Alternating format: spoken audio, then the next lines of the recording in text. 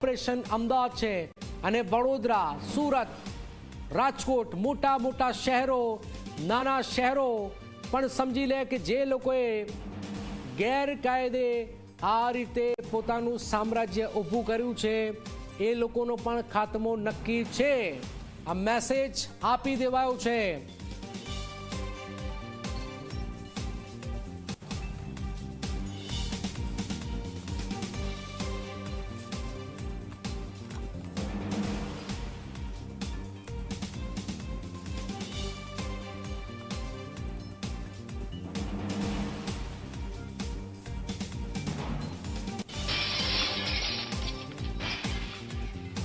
વર્ષ 2010 માં નરેન્દ્ર મોદી મુખ્યમંત્રી હતા, તત્કાલીન મુખ્યમંત્રી નરેન્દ્ર મોદી હતા, ત્યારે દબાણ હટાવવાની મોટી કાર્યવાહી થઈ।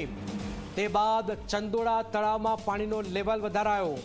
તળાવને સુરક્ષિત રાખવા માટે નિયમિત પાણી ભરવાનું પણ શરૂ થયું, પણ ત્યાર પછી જે ઘટનાક્રમ સર્જાયું છે એ આપ જોઈ રહ્યા છો કે અનેક ઘૂસણખોરો અહીંયા આવતા ગયા છે અને આખરે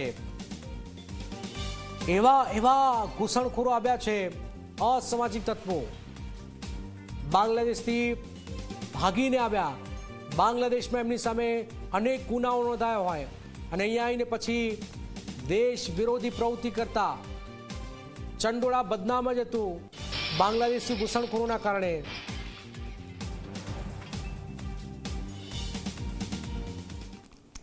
તો આખરે આ ડિમોલેશનની સૌથી મોટી કાર્યવાહી થઈ રહી છે। એક પછી એક ખબર સામે આવી રહી છે। હાલમાં જે ખબર સામે